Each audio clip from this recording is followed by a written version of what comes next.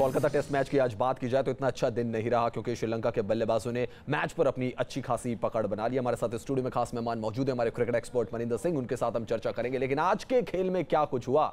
तीसरे दिन India bounce back कर सकती थी, भारतीय गेंदबाज ऐसा नहीं कर पाए। 4 विकेट सिर्फ श्रीलंका के गिरे 165 रन पर, और जो डिस्टेंस है भारत और श्रीलंका के बीच वो 7 रन की रह गई है। 7 रन पीछे है श्रीलंका की टीम भारत के स्कोर से। भारत ने 172 रन बनाए, 172 रन पर टीम इंडिया की पारी सिमट गई। उसके बाद श्रीलंका ने बल्लेबाजी की और 165 रन बना लिए हैं। टेस्ट मैच में 2 दिन का खेल अभी बचा हुआ है और ऐसे में देखना होगा कि भारतीय गेंदबाज किस तरीके की गेंदबाजी करते हैं, कितनी बढ़त श्रीलंका की टीम ले पाती है, और फिर जब दूसरी पारी में भारतीय टीम बल्लेबाजी करने आएगी तो रन कितने बनेंगे।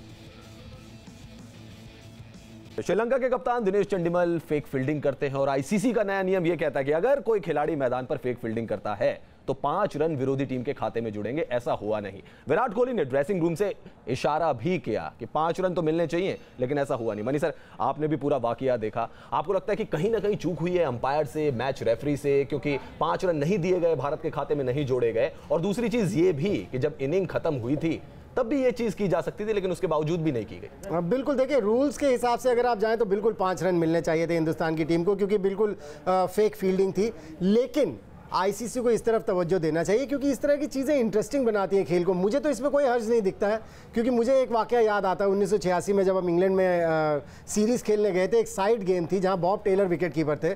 डाउन द लेग साइड उन्होंने बॉल कलेक्ट की और उन्होंने पीछे की तरफ देखा और चंद्रकांत पंडित बैट्समैन थे, वो आगे रन लेने भाग पड़े सोच के कि बॉल पीछे गई है, और उन्होंने बेल्स उड़ा दी। सो आपको अलर्ट रहना है मैदान के ऊपर। आप अगर एज अ प्लेयर अलर्ट नहीं है मैदान के ऊपर तो वो आपकी गलती है। सो इस तरफ मेरे ख्याल से थोड़ा सा तवज्जो देना चाहिए।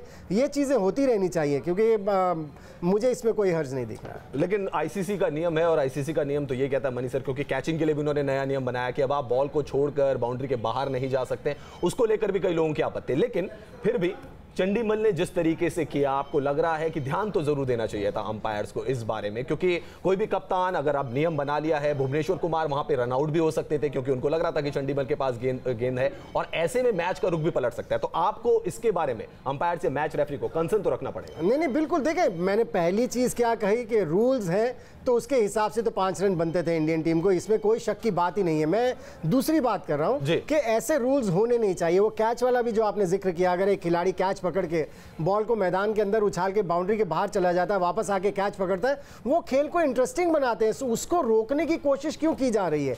आप वैसे तो एक तरफ कह रहे हैं कि ज्यादा लोग मैचेस देखने नहीं आ रहे हैं, चाहे टेस्ट मैचेस हो, वनडे में भी अब हम देख रहे हैं धीरे धीरे कम होते चले जा रहे हैं लोग, लेकिन जब इस तरह की इंटरेस्टिंग चीजें होती है तो आप उसे रोकने की कोशिश कर रहे हैं। सो थोड़ा सा इस तरफ तवज्जो देने की जरूरत है क्योंकि ये एलिमेंट्स गेम में रहने चाहिए। तीसरे दिन का खेल खत्म हो चुका है और 7 रन पीछे है श्रीलंका की टीम भारत के स्कोर से। मनी सर, 7 रन पीछे है, 6 विकेट हाथ में। आपको लग रहा है 70-75 रन की लीड भी अगर श्रीलंका की टीम ले लेती है, मुश्किलें बढ़ेंगी विराट कोहली की? बिल्कुल, इसमें कोई शक की बात नहीं है, और कोशिश मुझे लगता है यही होनी चाहिए कि पहले 1 घंटा सवा घंटा में ऑल आउट किया जाए श्रीलंका की टीम को। अगर ये कहीं टी तक खेल गए तो फिर इंडिया के लिए बहुत मुश्किल हो जाने वाला है, क्योंकि वो प्रेशर जो आ जाएगा कि अब मैच बचाना है, उसके अंदर खेलना और परेशान। और शायद दिक्कत ये भी कि अब आप -1 हो गए हैं क्योंकि एक बॉलर आपका कम हो गया है। मोहम्मद शमी हैमस्ट्रिंग इंजरी हो गई है उनकी, तो सारा जो बल्क ऑफ बॉलिंग होगी वो उमेश यादव के पास जाएगी या भुवनेश्वर कुमार के पास? नहीं, और स्पिनर्स भी मुझे तो समझ नहीं आता जिस पिच में मॉइस्चर होता है। मैं हमेशा मानता हूं, मैं हमेशा अपने कप्तान से बॉल छीन लिया करता था पहले 1 घंटे में जब मॉइस्चर होता था, क्योंकि मुझे पता है कि मॉइस्चर जब होता है तो बॉल टर्न भी करती है, बाउंस भी करती है, ऐसे में स्पिनर्स को भी विकेट लेने का चांस होता है। ये एक अलग सी सोच हो गई आज के टाइम में कि अगर मॉइस्चर है तो केवल आपके सीम बॉलर्स ही विकेट्स लेके देंगे। लेकिन जहां तक मोहम्मद शमी का सवाल है, वो शुरू से ही इंजर्ड हो गए थे। पहले ओवर के बाद ही उन्होंने बाउंड्री पे बुलाया था 12th मैन को, और वो ड्रिंक लेके आए थे, केला लेके आए थे, जिससे कि पता चल गया था इनको क्रैम्प्स आ रहे हैं, और वो एक बहुत बड़ा माइनस हो गया इंडिया के लिए, क्योंकि वो एक ऐसे बॉलर है जो इस तरह के पिच के ऊपर बैट्समैन को सोच क्या रहेगी? अश्विन को बुलाया, 4 ओवर की गेंदबाजी कराई, और जडेजा से तो गेंदबाजी करवाई नहीं, क्योंकि उधर अगर आप देखें श्रीलंका ने परेरा से गेंदबाजी कराई, उन्होंने 2 विकेट भी लिए थे। मैं वही तो बात कर रहा हूं कि जब मॉइस्चर रहता है पिच में, और जब पहले दिन मॉइस्चर था, पिच में गड्ढे भी बने हुए हैं, छोटे छोटे गड्ढे बने हुए हैं, जिससे कि स्पिनर्स को भी मदद मिल सकती है। और जडेजा आपके एक ऐसे बॉलर है जो रन्स भी नहीं देते हैं, सो उनको तो ट्राई करना ही चाहिए था। आपने सीमर्स को 13-13, 14-14, 15-15 ओवर्स दे दिए, लेकिन अपने स्पिनर्स को एक को 4 दिए और एक को एक भी ओवर नहीं दिया। सो थोड़ा सा अभी कैप्टनसी में मुझे लग रहा है, जब मैं मैदान के ऊपर देख भी रहा था विराट कोहली को, कहीं ना कहीं महेंद्र सिंह धोनी को मिस कर रहे हैं। मनी सर हमारे साथ जुड़े हुए थे, आपका बहुत बहुत शुक्रिया।